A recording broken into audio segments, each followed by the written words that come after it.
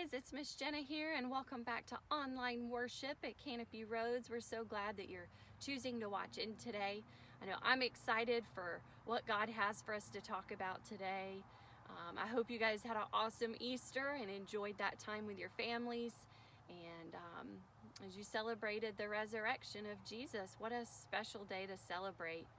Today I'm sitting up here on the field where we have done Truck or Treat in the past, and it just makes me think of all the times where you guys were up here dressed up, getting candy, and we just got to be together and do some fun things. And so I look forward to the day when we're able to come back together again and be in groups.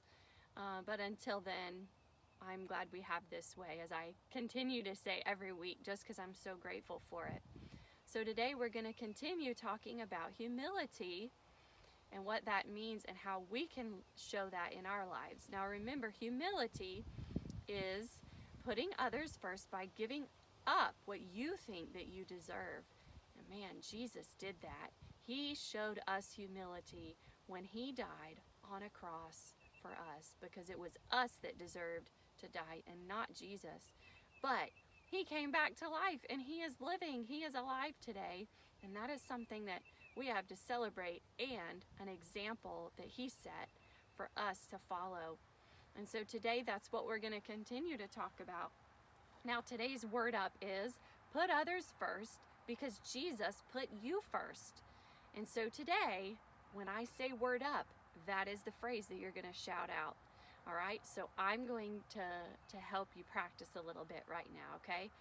So if you are a girl, then you're going to say it with me. Ready? Word up. Put others first, because Jesus put you first. Good job. All right, now all the boys, if you're a boy, I want you to say it. Are you ready? Word up. Put others first, because Jesus put you first. Nice job. All right, let's try one more time. This time we're going to whisper. Are you ready? Word up. Put others first, because Jesus put you first. Good job. Well, that is the phrase for you to remember today, all right? And I'll make sure that I put it on the screen so that you can read it along. But hopefully by the end, you'll have it memorized. You won't even need the words on the screen. All right, well, get ready. We're going to go ahead and sing. We're going to sing John 14:6, I am the way. And this is what Jesus said to his disciples when he was having the Last Supper with them. So I love this verse. It has great teaching in it that Jesus is the way, the truth, and the life, and no one comes to the Father except through him. So get up, get ready, and let's sing along, okay?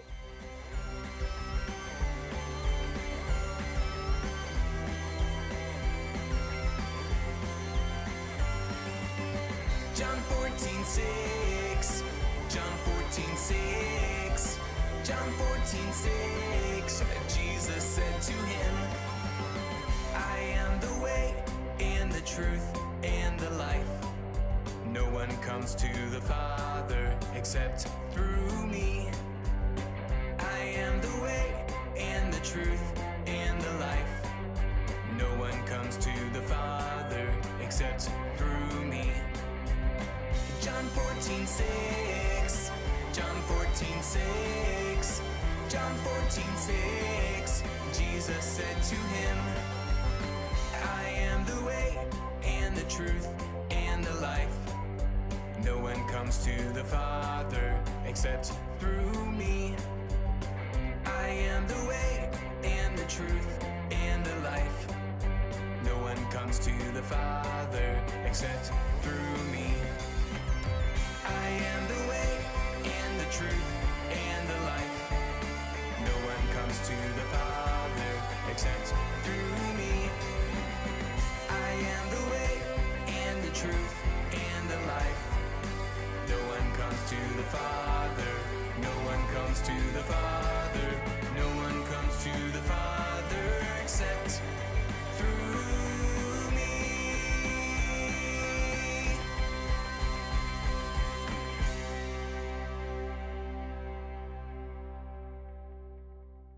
Last week we talked about how Jesus showed great humility for us when he died on that cross to pay the price for our sin. But the exciting part about it is that he rose again. He came back to life, and he is not dead anymore, but he is alive and he is in heaven. And that's not something we should just celebrate at Easter, but all the time. And so when Jesus came back to life, he changed everything. He changed everything in that people started thinking about God differently, and even people started thinking about other things differently, like how they should treat other people.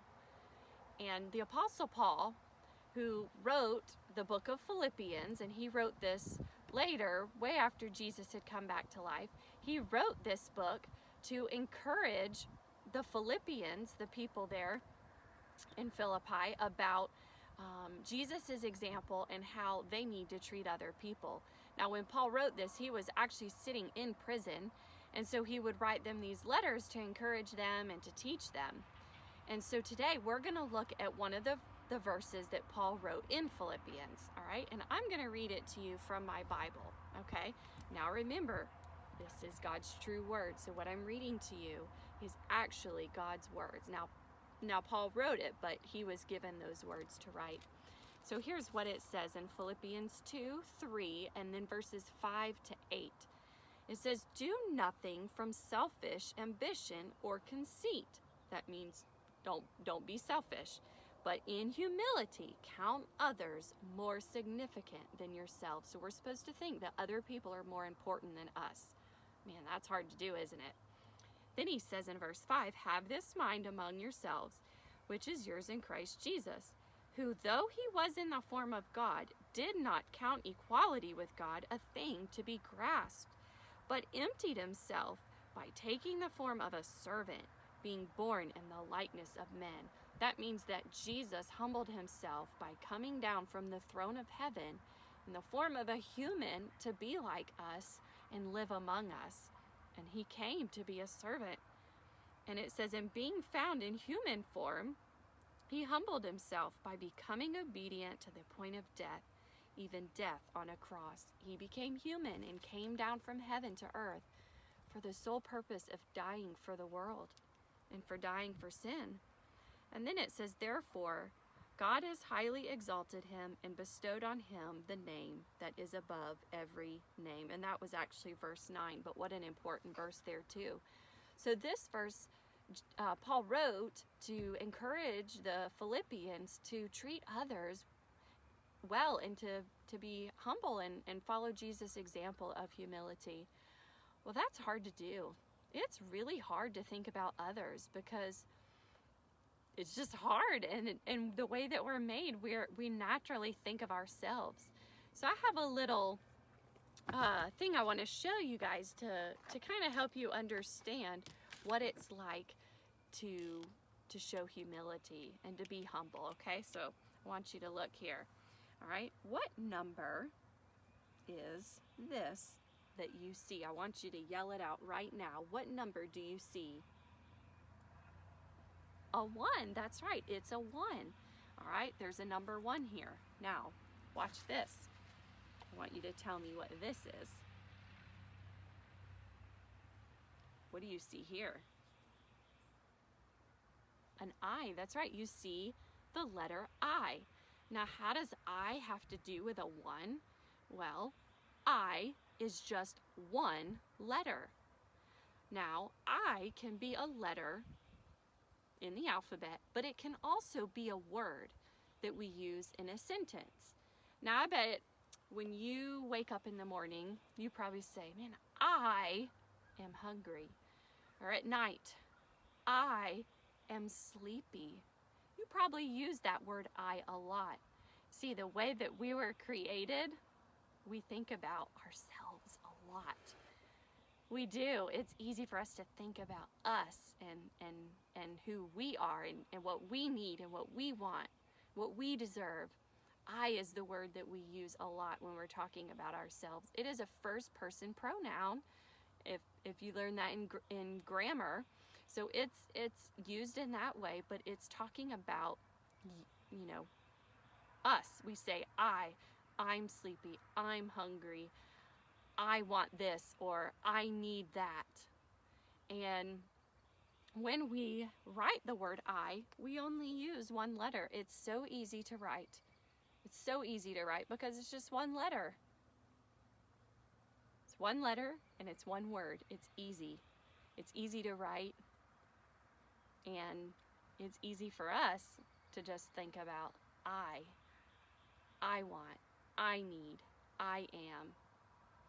But let me show you another word. All right, I want you to look at this word that I'm going to show you. All right, in just a second, I'm going to write it. And when you see what it is, you can even yell it out right where you're sitting. What do you see here? You, Y-O-U. Now this is the opposite of I. U does not just have one letter. In fact, it has how many? It has 3 letters. And so it takes more letters to write. It takes more effort to write. Your pencil and your hand have to move more to write it. And when I say you in a sentence, I can use it if I'm talking about just one person, or I can say you when I'm talking about one or more people. Like on Sunday mornings when I'm teaching you at church, I say you, and I'm talking to the whole group. But when I'm in the office at church and I'm just talking to Pastor Justin, then I might just say you, just talking to him by himself. So you can be used in that kind of way. And you is a word that is the opposite of I, and it means more people. It's a not a first person pronoun. It's a second person pronoun, and this word we would use when we're talking about other people. It takes more effort to write it. It uses more letters. I say that it's harder to write. I know that for you, you may say, no, it's not harder to write. When I say that it's harder to write, I mean that it takes more letters. It takes more effort with your hand and your pencil. I is easier. It's just one letter. One letter. That's it. You is harder to write. It takes more effort, more letters. And so this is a good reminder for us to think about how sometimes it takes more effort and it's harder for us to think about other people. All the yous out there. It's hard. It's not easy, especially when we get really frustrated and we get annoyed. It's hard to love people like that. And when you feel frustrated because things don't go your way, or you're annoyed by things, it's okay. It's normal to feel that way, but how you respond to it is what's really important and what really matters. You cannot lose your temper. You can't get angry. And so Jesus gives us this example in Philippians to show us what he did and that we can follow that example. So what do you and I do? What do we do to show humility? How do we do that? We can first start by thinking about Jesus. That's what we can do first. When you remember everything that Jesus did for you, the beatings that he took, the name calling he took, the carrying that cross, the blood he gave, the nails in his hands, when you think about all of that he did, it's easier to follow his example because you think about what he went through for you. He did think about others when he went through all that. Jesus was human, and we know that was a hard experience for him, but he did not give up and say, you know what, this is too hard, I'm not doing this. Forget about all those people. I'm not dying for them. He didn't. He endured it all because he loved us and he wanted us to be with him. And he showed us that we need to love others and follow his example by putting other people first, because that's what he did for us. And then, as hard as it might be, you can choose to put others first. It is a choice that you make. So when I was younger, there was this phrase that people would say a lot, and we don't hear it a lot today, but when I was younger, this was a question that people would would ask. And so here's what it is. I'm going to write it on my board, okay? And it says WWJD. And it stands for, what would Jesus do? Think about that for a second. What would Jesus do? WWJD. And I had bracelets that had that on there. So it was a reminder that when I was out and about or doing things in life, I could look down at that and say, what would Jesus do in this situation? And that might be something that we said a long time ago or when I was younger, like some of your ages, but it's still a question that we can ask ourselves today. So in the moment when you feel frustrated or you feel angry, it can be hard to stop and ask yourself that, because you really want to just react about how you feel and what you want and what all about you. It's easy to do that, but what you can do is press pause and take a breath and try to calm down, and then choose to respond with humility in a humble way. So what would Jesus do? He would choose to be humble. He would choose to put that other person first. Now, he already did choose humility. He already did that years ago for you and for me. But now, in our normal everyday lives, with people that we see every day, we can follow Jesus' example, and we can put others first. Word up, put others first, because Jesus put you first. And you can remember that this week and just every day, that Jesus put it all out there and went through everything for you, that you could be humble and put somebody else first in your life, whether it's a sibling, a parent, a friend, a neighbor, whoever that might be. And so I challenge you this week to put others first, and remember that you can put others first because Jesus put you first. Maybe you don't know Jesus as your Savior. Well, first you have to realize that Jesus humbled himself to die for you. And you've got to choose to accept that in your own life. You have to tell him that you're sorry for your sin and the things that you've thought and you've said and you've done that displease him and upset him. And when you do that, he promises that he will forgive your sin. And you have to believe that he really did die on the cross and was risen from the dead. And he, like I said, he promises that all those who believe in him will be saved. So if that's something that you've never done, I'd encourage you to talk to someone in your home about that. A trusted adult, a parent, somebody, so that they can help you understand how you can trust Jesus and believe in him. And then you can be humble and show humility to those in your life. So I'm going to say a prayer, and then we're going to sing, okay? Let's pray. Dear Lord Jesus, I thank you so much that you set that example of humility for us.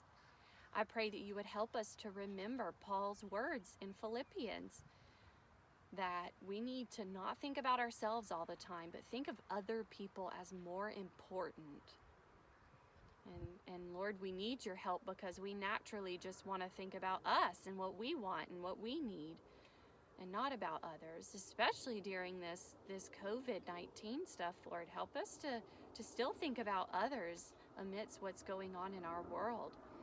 And I just thank you for all the boys and girls who are watching, and I pray that you would help them to be humble and to remember your example.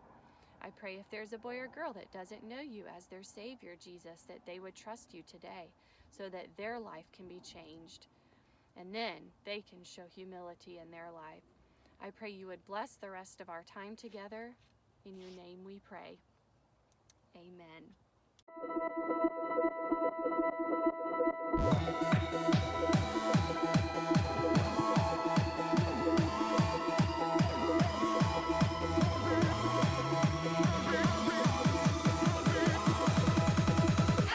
The greatest day in history. Death is beating, you have rescued me. Sing it out, Jesus is alive. The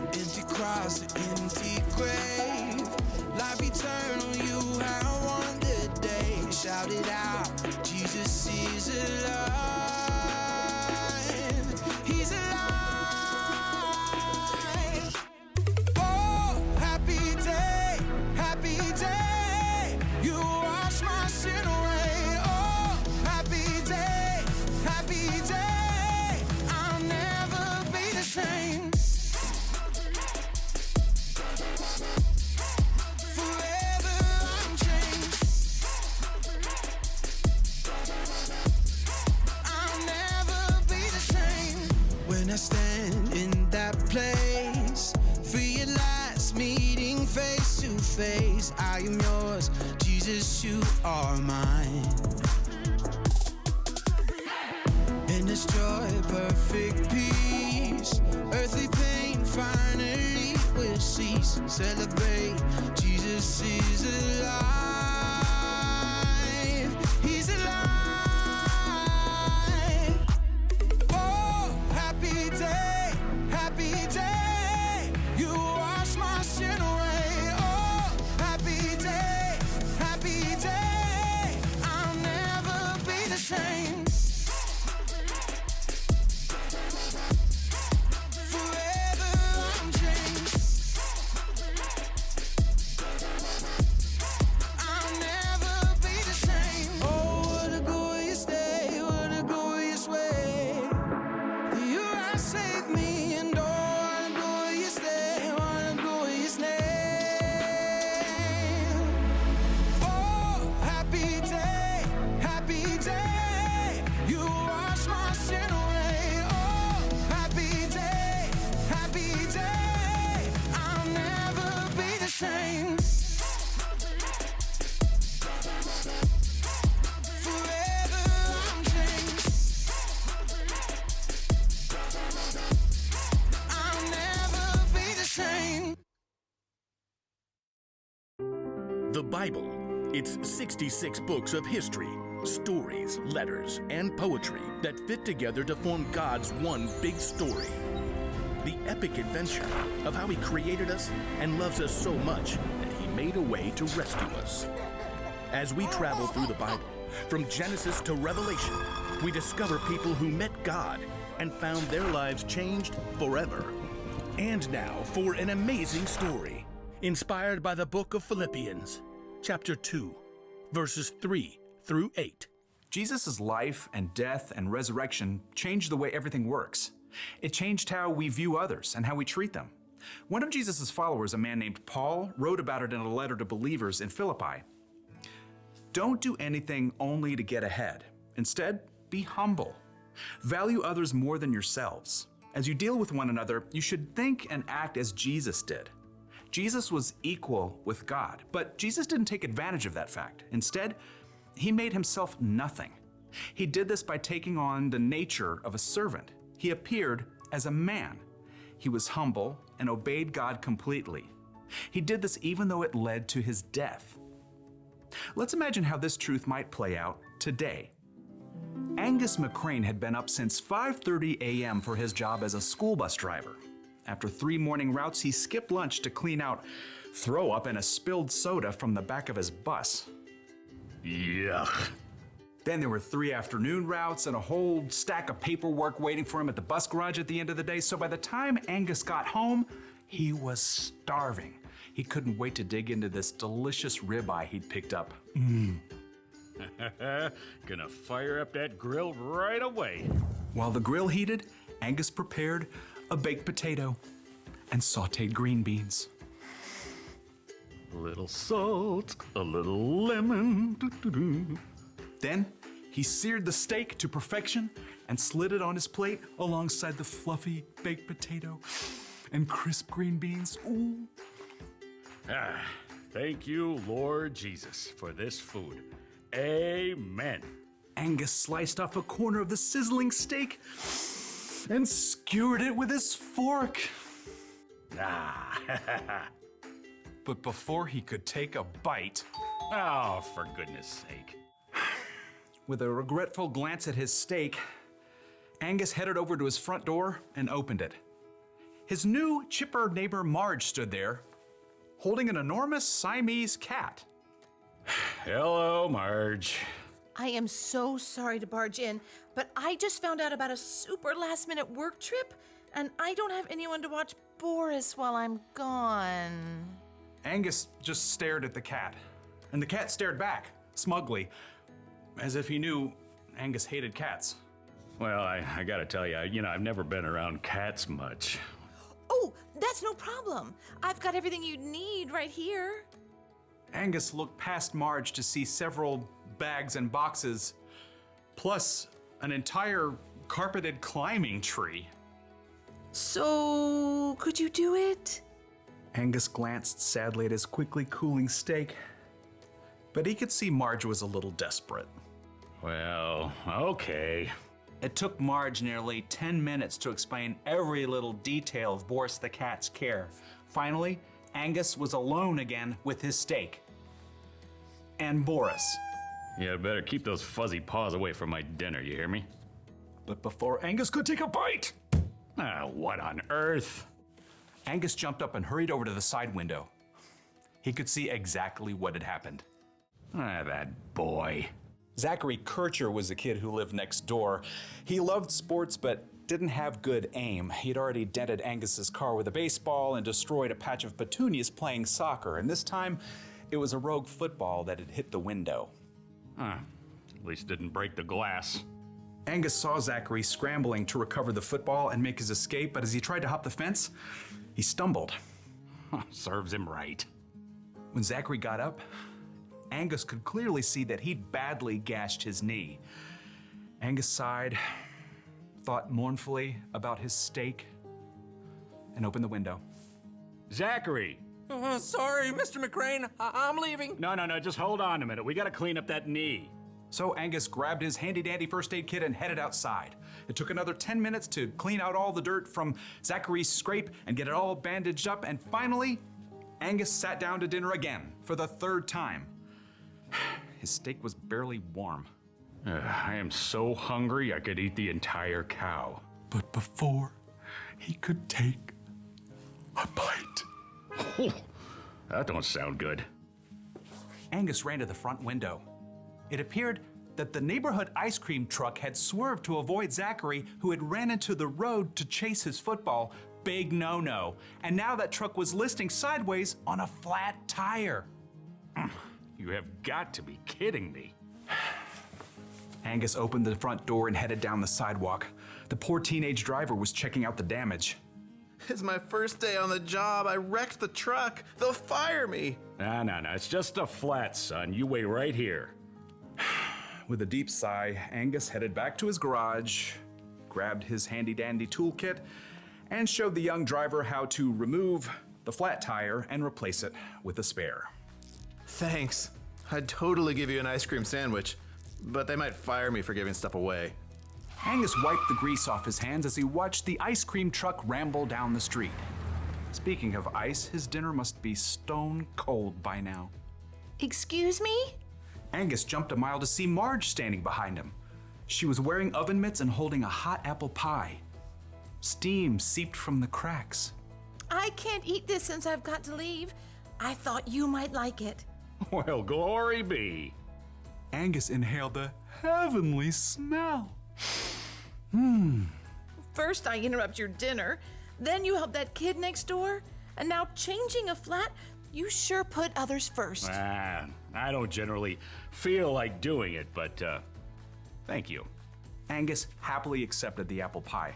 This time he would be putting dessert first while his dinner reheated in the oven. Now, it would have been a lot easier for Angus to just eat dinner and ignore the people around him who needed help, but little by little, God was helping him serve others, just like Jesus did.